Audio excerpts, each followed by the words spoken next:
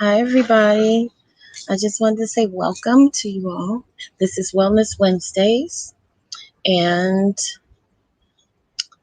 I am here today. We're sharing, and hi, we just want to share with you today, talk about soil and talk about growing greener.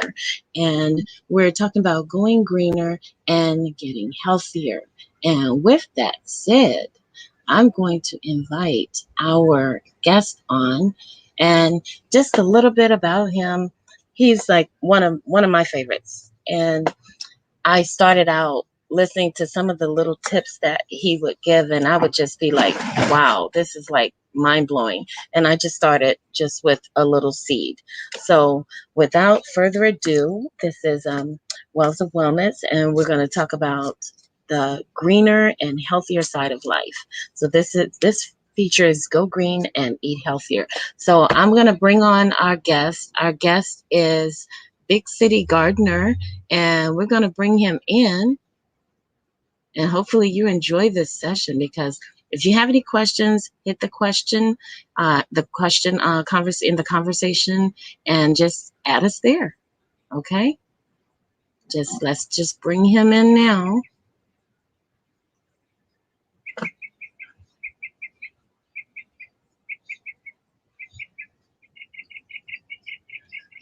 Let's see what we can do here.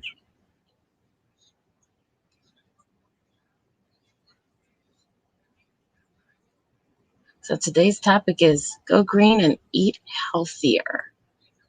Hopefully everybody has eaten healthier since they've gone green. That's the whole point, key of today. Okay.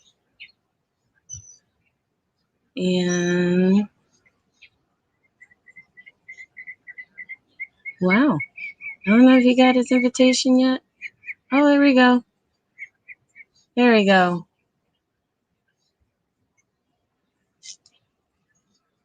Let's wait for him to come in. And while he's popping in, hi! I'm a number one fan. Oh my gosh. I feel like starstruck right now. I'm starstruck right now. He's literally been on TV and everything, guys. And you were one of my first green, from brown to green thumb. You were one of my first features that I actually followed and started listening to a lot of the little tidbits, because I started with the thyroid. My husband and I have thyroid, and we started just growing seeds. He started buying stuff from Home Depot here and there, and I started just doing little seeds. And you gave tips on that, on soil texture, and I was like watering down my stuff a lot, and the seeds would die. So I just started listening, and next thing you know, I had a tomato plant, I had some pineapple sage, I had some catnip, and so it turned into what you see on Wells of Wellness. And my whole key about what I do is I like targeting health, and going green just kind of falls right into that, organics and farming. So I thought, why not just mash them all up together, and let's just have a discussion about what that really means, especially in today's society with like mental health issues, emotional issues, with trauma with the body, things that they're not even finding out until like right now with women's health, for men's health. So we can just get into the whole dirty scope of things, and let's talk about soil, let's talk about the new stuff. So starting with you, introducing the Big City Gardener, guys. This is Timothy Hammond, and I'm a super fan. I'm trying to calm down a little bit, but tell us a little bit about what got you started. What got you started? Well, I would say that I've always enjoyed gardening. Well, first, can you hear me? I can. I can hear you well. Cool. All right. So I've always enjoyed gardening, and it's always been a passion of mine. My parents are big gardeners. Both of them, my dad and my mom, still to this day love to garden. So I don't know. I think they kind of pushed me out into it, right? Not even knowing that's what they were doing. They pushed me out into it by just, I don't know, really introducing it to me when I was younger. Oh. But then as far as like Big City Gardener, this all started because of a good friend of mine by the name of Chance Foreman. Oh, cool. He's really the reason why I even got on Instagram or anything like that. If it wasn't for him, I would not be here. Super. Wow. Wow. So when you started gardening, did you start like with a seed, or did you start with things like were your favorites? I honestly, as a beginner and 3 years and a half in, I always tell people the best way to start is start with something you love to eat. Something simple, something that you love to eat, Right. because when you love to eat it, you'll take care of it, right? Right. So, I agree 100%. So that's where I started. So I started with tomato seeds and lemon seeds. And I literally have dwarf lemon trees from starting from a seed. And it was because I cared enough, because I wanted to see the lemons. So I nurtured it and everything. So I have one question that to start out, that a lot of people ask me, what's the biggest mistake when it comes to gardening that you hear about? Like the number one. Trying to be perfect. Wow. It's like you get, especially things with Instagram and things, right? You get on Instagram and you see people and they post amazing gardens and amazing harvest. Oh my gosh. If you're just getting started, that can kind of knock you down, right? Or intimidate you from wanting to continue this path. So I would just say, the main thing that I see people doing is worrying about what the next person is doing. Oh wow, that's a good one. Like your garden should just be for you. Everything related to your gardening and gardening should just have you or your family, your health in mind. Right. But it's not a matter of, let me put this on the gram, let me put this on YouTube or whatever it may be. Right. So it's not about the grandiose imagery of what a garden is supposed to look like, because it's about what it looks like to you. Right, because there is no real answer. Right. Like your garden doesn't look like my garden. It's not going to look like whoever's just hopped in's garden. So as soon as you understand and realize that, then you'll just have a great time with it. That's the key word. Time. A great time. So it's really, because it's time consuming and it's a healing, it's therapeutic. So when you start it from the heart, for you or for people you love, you tend to have more passion about it. You know what I'm saying? I mean, because for us, when we started with just our issues, our health issues, it kind of grew into, wow, I like to see from a seed that gets that tall. Wow, I actually grew it to 20 freaking leaves. Whoa, it's a tree right now. And then you can say, I did that. But the intimidation factor is a big thing. I went through that during COVID, when I was like not showing up and trying to see what it looked like for me in my garden. Has there ever been a point in time where you kind of hiccuped and felt like, not that there's nothing to do, but that what's the next thing that I'm going to be projecting? Not to me, because to me this is like a happy space. Yeah. Right? So like I have zero expectations when I come out into a garden. I don't care if I don't grow anything. I don't care if everything gets eaten by bugs or pests. Like it's not, to me, it's never about the outcome. Okay. Right? I'm just coming out here every single day and just having a good time. Wow, not about the outcome. I like that. Wow. Just have. No, it can't be. It can't be, because, well, I mean, it can be to some people, but if you're worried about the outcome, then you're missing the entire journey. Yeah, that's so true. That's so true. That's very true. You have to keep it personal. You have to keep it personal and structured, because that's where you hone in and that's what brings you back to it.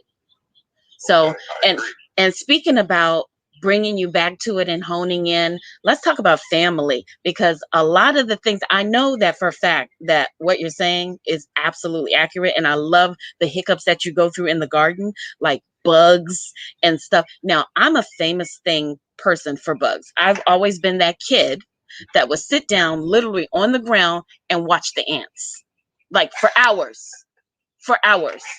It was crazy, but they fascinated me. Just their structure and their focus and their harmony, their teamwork, everything about that little creature fascinated the crap out of me. And I would literally watch them. And some parts on some of my Instagram, I have one where borage seeds were falling and replanting themselves.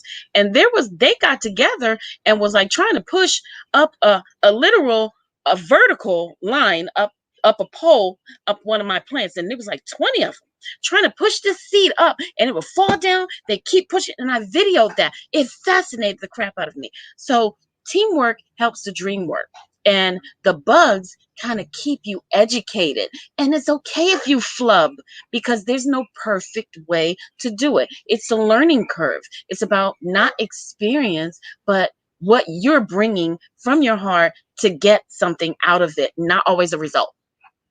Right, and I don't think it's ever a flub. I think everything is a result of like what you're supposed to do, what's supposed to happen, and kind of what you put into it.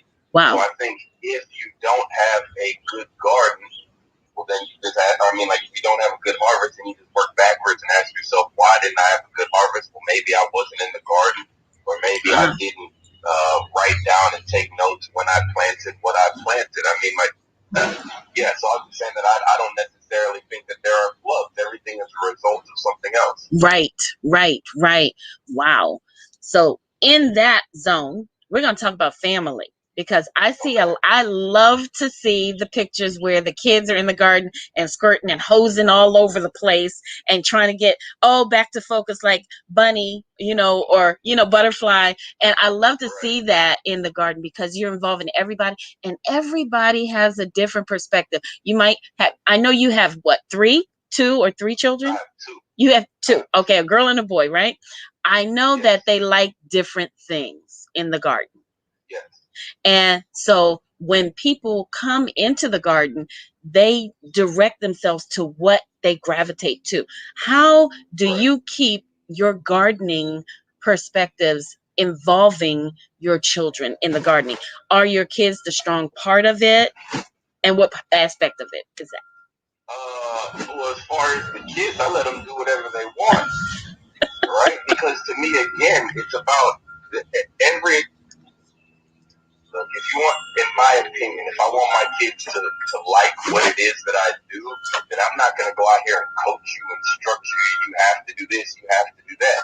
Like you said, they're drawn to different things. Yeah. So I let them go and explore. Let them be drawn to what they're drawn to. And then once I see what they're drawn to, all right, well, now I can try to say, if you do it like this might be better for you, or something along those lines. But for the most part, when it comes to the kids, or when it comes to my kids at least, like the garden should be for them the same thing it is for me, just a way to escape everything you've had to do all day.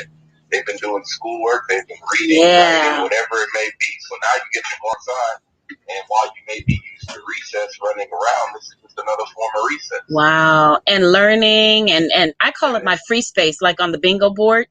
You get that free space, you can claim it for anything. It's like, if I just want to escape, if I want to cry, if I want to do whatever, if I want to just go crazy, I just go to that free space, because it's like it's an unadulterated and unjudgmental, a non-judgmental zone where you can always go to, and it gives back. It always gives back.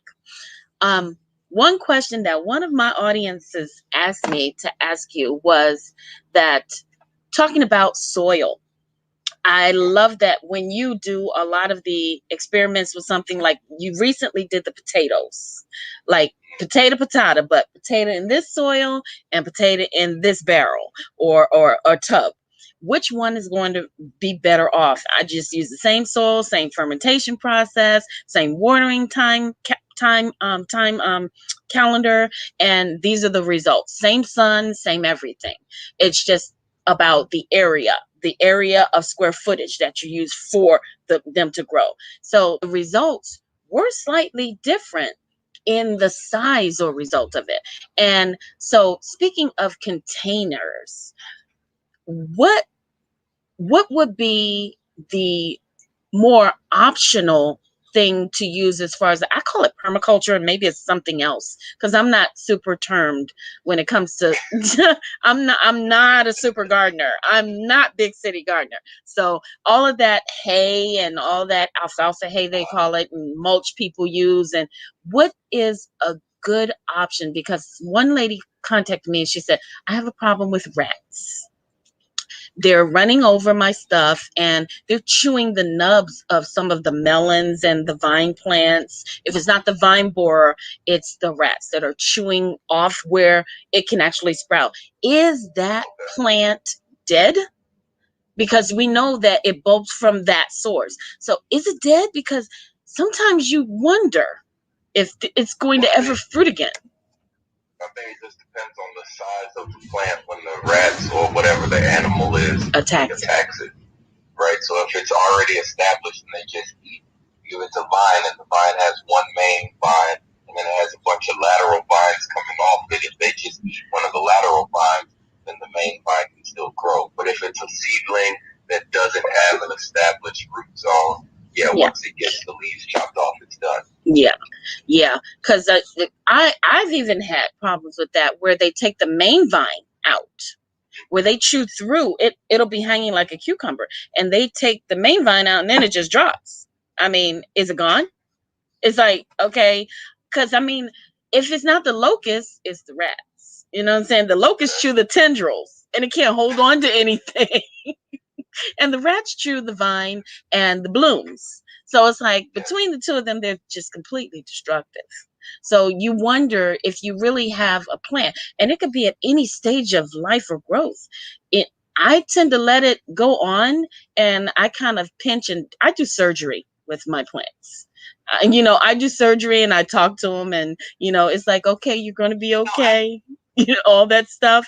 So, and it's just kind of funny, but sometimes they come back. And I'm gonna tell you, in my garden, I pray over things a lot because I've had some serious stuff happen, and like when it comes back, it's like, wow, I didn't even know you were alive. I was about to give you the axe, So you wonder what is the result of what you should keep and what you shouldn't keep. You know what I'm saying? And what you should continue plant and not plant. So another question that someone asked me, and I'd like to know what you do, is rotation. You do a lot of rotation. And is it rotation that, okay, this bed was this, and thus, and so this year I'm going to do something else altogether. And I might take some of what was in this bed and put it in another bed. But is that bed a complete rotation, or do you leave one or change them all? What's important there? I probably don't follow the rules of crop rotation like other people do. I believe, hey, there's a guy on IG by the name of Marco. That's my boy. That's my man. He is. I talked to him the other day. Yeah, I ask him questions all the time. I love his chemistry mind. Oh my gosh, he's like a mad scientist in a bucket. So it's like I don't practice as much crop rotation as a bunch of other people may say you should do, because I believe that something Marco also says, if you go out in nature when seeds fall, they usually, that you said forage, right? You have a forage plant growing. Forage drops the seeds. It's going to continue to grow there it in is. the same space. Mm-hmm. Maybe some seeds get blown around, but for the most part, it's in the same spot. Right. So I don't necessarily practice much crop rotation. I just try to make sure that after I grow something, I put more life back into the soil, whether it's compost or any sort of slow release organic fertilizer. But I would say the only time I might practice crop rotation is in the event that, let's say I'm growing something like tomatoes and they end up having a bad season in a specific bed, then I normally will not plant them in that same bed again. Okay. I'll come back and plant something else. Okay, yeah, that's kind of my rule. I like the no rules barred, the no rules thing, the game, but the actual fact that you keep in mind of what worked and what didn't work and how I'm going to deal with this. And also, it's just the whole way through, it's an educational process, and it's fun while being educated. So I just thought that that was awesome where you did the potatoes, and they came out. You had some. I think one came out smaller and one than the other ones. Yeah, I grew. I think if we're talking about the same experiment, I grew same weight of potatoes in raised beds versus in ground beds. Yeah, And yeah. raised beds produced larger potatoes than the in ground beds, but they ended up weighing basically the same, the amount. So the same that so it was the same weight amount, but the size was just different. Yeah, the size was a little different. So in the raised bed, there were some larger potatoes that I got out of the ground bed. Interesting. I mean, like, I don't know. The size of the potato doesn't actually It matter. doesn't. When it comes time to eat it, if I have to eat two small potatoes versus one huge potato, Exactly. Exactly. Now, a very minor thing that people ask me, well, when should I water my plants? And should I water everything at the same time? I say no.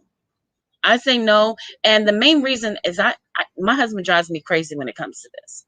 He takes the wand and he's like, I'm going to water the garden. I'm like, don't touch this, and this area, and only do that and this. Okay. And that's what I have to tell him, because he has a tendency to water like the catnip and the celery overhead, or certain or nettles overhead. And I'm like, that's a no, because they'll get fungus. You don't do the squash like that because they'll get fungus all on them.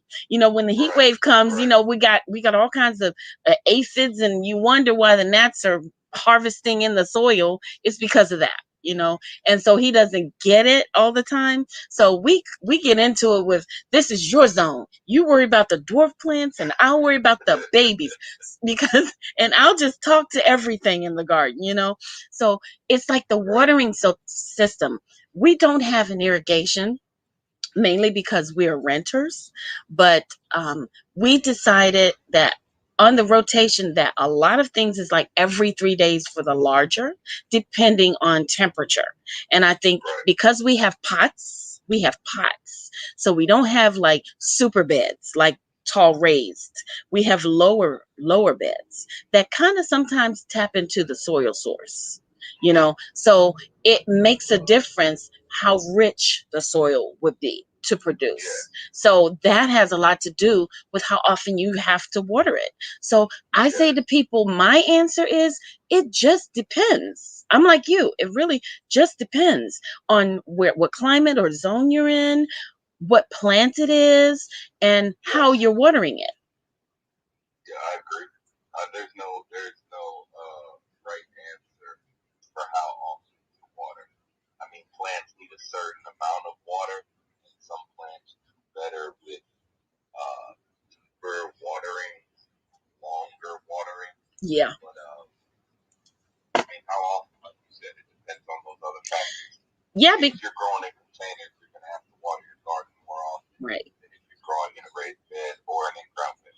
Yeah, exactly. And for us in pots individually, I actually have to do, okay, it's like I'm in school with all my plants. It's like, okay, uh verbena here, check. When have you gotten watered? So it's like they're going here, no, absent. And it's like you have to run a rotation on how often and how frequent you do things. And the one thing I love is when you rotate stuff, whenever we rotate stuff with the good. So when you enrich that soil again for your new crop, you always get some remnant of what was previously in that bed, sooner or later. And that's the beauty in gardening, where you can just pop it out and put it someplace else to have its own independent space. Or just like borage, like you said, on the forest floor, let it fall apart. Just let it fall down. It'll make its own home in space. So one thing that I was kind of torn between was culture. Like, microbes, how to get them into your soil without always being in the liquid form. And Marco is growing. He does a lot of that out of box thinking. And I don't have a forest that I can access. So my big question for, I'm sure for our audience, they love, everybody wants good soil, but not everybody has good soil that they're going to tap into. Like California soil sucks. It's the worst. So you really have to enrich your soil or know what you're doing when it comes to a balance of what you're growing and your soil, right? That's just to me common sense. But I don't have a forest to access. Would it be okay if, let's say, I went to a nice park to walk and I was doing fitness that day? And it's like, oh, the plants here are beautiful. And I see an oak tree and I see a eucalyptus and it looks healthy. Is that considered microbes to bring into your garden? Or it depends on how it's treated? So, I mean, yes, you would find microbes there. You know, anywhere there's grass, soil, trees, plants, get microbes, you can catch those microbes. If you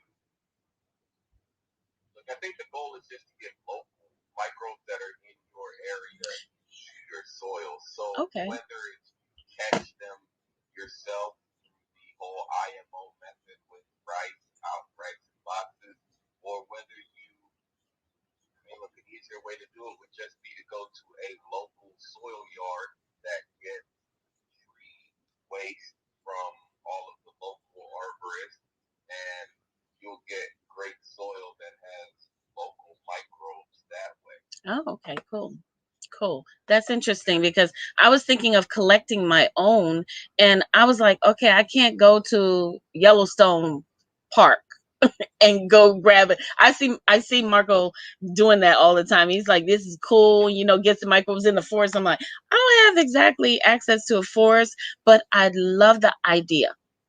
I love So the I idea. don't have a forest either. I don't have a forest either, but I just go to wherever.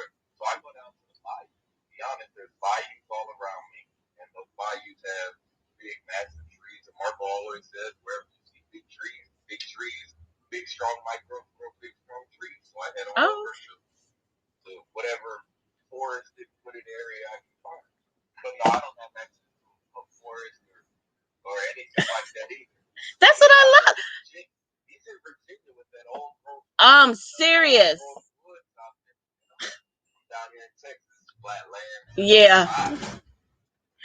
And I'm in California. Now, I'm from the East Coast. I'm from Washington, D.C. Now, that's totally urban. But I get the Virginia. Why he's like always somewhere out in the woods somewhere. He's always out there. He's got big trees everywhere. And it's just fun to just watch him just walk around. I feel like he's like, Daniel Boone or something sometimes. I mean, he just cracks me up just like you watch him because you don't know what he's going to do. And the good thing about it is he triggers just like you do. You trigger things. Like I thought to myself, if this is a great concept, maybe the audience it could be helpful for them. I even thought about like mushrooms, rice water, and just like vinegar and like old microbes from like some local park that's got some beautiful trees, and like just see what happens from that and just start making it from that. That was just to me an experiment. And what happened is our tomatoes are giants now. That's what happened when I started injecting it, multiplying that and watering it with it. They just turned into like literally like 7 feet tall trees in the yard. You put good life, putting life into the soil. Yeah. So there's many different ways to put the life in the soil. yeah, exactly. So all this conversation mainly is from my perspective about health. So the goal is just like our topic this pin is go green and eat healthier. So the whole purpose of having a garden is to be healthier, to be more aware of how you're consuming your foods and what they're doing to your body. I personally I'm a master wellness coach, and I like to talk about the inside of the body. I like to talk about what poop looks like. Hey, it's just a topic, right? And how healthy you can be just looking at and just being what you're consuming. What you're consuming is a part of your diet. So what you grow and put in is what comes out. So that's my whole thing, including your skin and everything. So that being said, have you noticed any type of health issues dissipating? I don't care if it was a pimple that you had, you know. Have you noticed that, okay, my teeth are stronger, my calcium, I'm not cracking when I'm bending as much, because anything with regard to nutrients of gardening, the benefits. I can't say that I have, right? Because I've always really ate relatively healthy. Like my parents are Jamaican, so we didn't come up with all the McDonald's and the Jack. I didn't do all of that. Wow. Came home and it was always salad. Oh wow. But that's just how I grew up. So I can't say that me. I feel like I'm just kind of continuing on that path. So no, I can't answer that question on whether anything that I've has had any benefit on my body, on like the inside. Well, on my wellness. Yeah, so I don't know. I'm sure it has because I know that the food that I grow is more nutrient dense than the food that I can go and purchase from the grocery store. So every time I eat tomato, kale, salad, squash, whatever I'm throwing in my garden, I know that I'm getting a bunch of nutrients in my body. Yeah. Actual nutrients, not the ones that they just claim or Right. So final question, and we're going to let you go because I've had you on here for a half an hour and I'm not going to snatch all your time from fam. So last question is about being married and in the garden. I think of his Eden because I trademarked his Eden. So that's what I call this space, his Eden. And I think of Adam and Eve. In bliss, do you feel that it brings a marriage together just like the harmony of plants? I would say it really depends on the people, right? Because this is a hobby that I like, or a man may like, a woman like, that doesn't mean that their partner will get the same enjoyment from it. I'm sure that there's things my wife likes to do that I don't want any parts of. Okay. True. You don't want to go shopping on Tuesdays. I get it. I sure don't. Any day. Okay. I think if it's not, if we don't necessarily look at it like it's a hobby, and we look at it like, no, this is something we're doing for our health, and we can get healthy from this in some way, I think that the garden has something for everybody. So it may not be your significant other may not have any interest in growing food, but by building a garden, you may have created a space that your significant other wants to just come and sit outside. Oh wow, yeah. Right, so I think that gardening is just a dope way to connect people, and whether you like to grow the food or not, it's just a way to connect people. Somehow, some way, there's no way you can be surrounded by that much green, like that much energy, natural beauty, and you not be inspired, or relaxed, or get something. Something is a benefit in and of itself. Yes. And I don't know if it's food or what, but I don't know how your partner could not benefit from the garden in some way as well. And if they don't, then maybe you have the wrong partner. Right. Because I can tell you that in many ways it is a connect. And I think you should get a t-shirt, by the way. I'm gonna give you a nib. That's a t-shirt. Get what it would you say? Gardening is dope, is dope to connect. That right there. Get a t-shirt for that. I'm inspiring that one. Okay. Gardening is a dope way to connect. I won't even ask for any comment, any profits from that. But just give me a shout out. Let me, let me know. But a nice green or yellow shirt, that's a nice, or brown one. That would be cool. Okay. But thank you for coming. I wanted you to share how people can follow you and how they can reach you and how you can help them as far as better inspiring. Oh man, just I'm Big City Gardener on all social media platforms. So, I guess look me up, check it out. Just trying to get more people interested in gardening, right? Because I think the more people we can get interested in gardening, instead of us being like a one-man army, now we have a lot of people behind the same agenda, the same plan, the same topic, and then we can make some real moves in the world. Oh man, we can make some real change in the world. Well, continue to be dope in gardening. Thank you for inspiring me 3.5 years ago for that little seedling and turning it into his Eden. So I am graciously thankful and thankful that you joined me today. So you have a great day and the rest of the day in your garden. And this is Wells of Wellness, Herbs, Health, and Healing with Tim Hammond and at Big City Gardener. And he's on all channels at Big City Gardener. Take care. Woohoo! That's right. Take care. Bye-bye. Bye.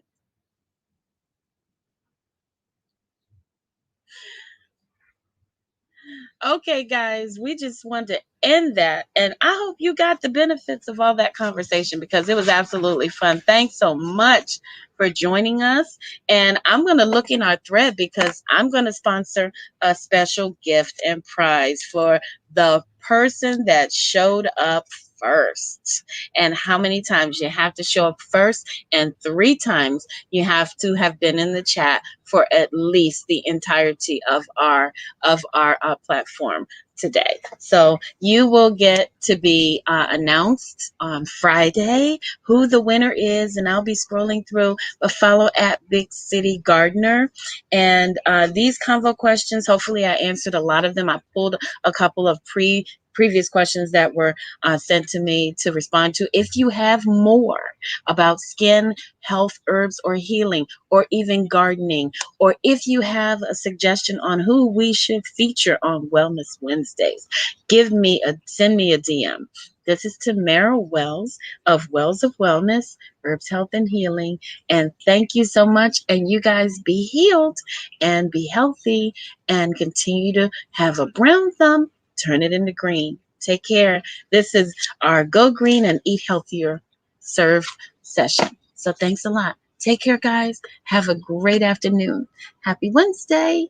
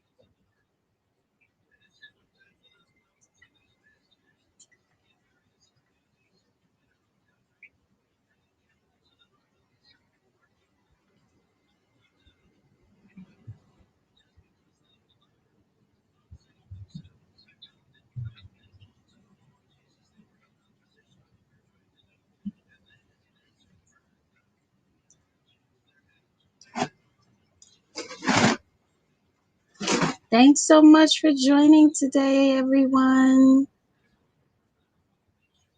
We're going to announce our prize winner on Friday. Let's see who wins the special gift.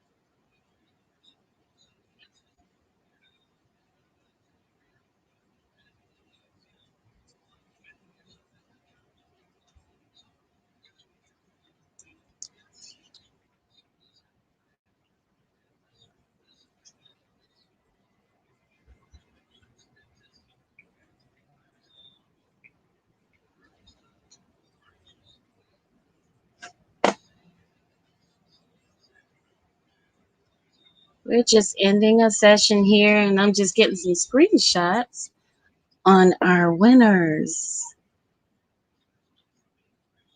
for the prize for ending the show. Hope you guessed.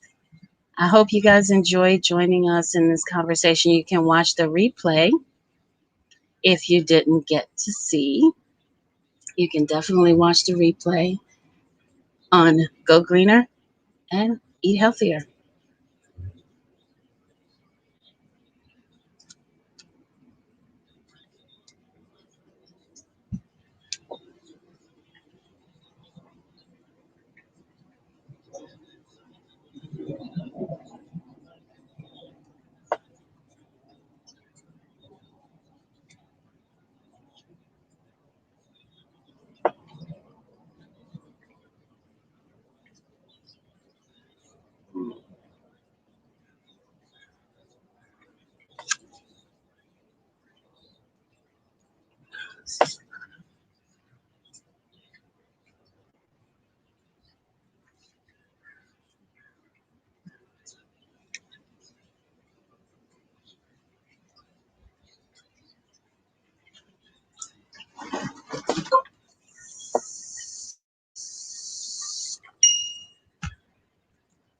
Hi, everybody.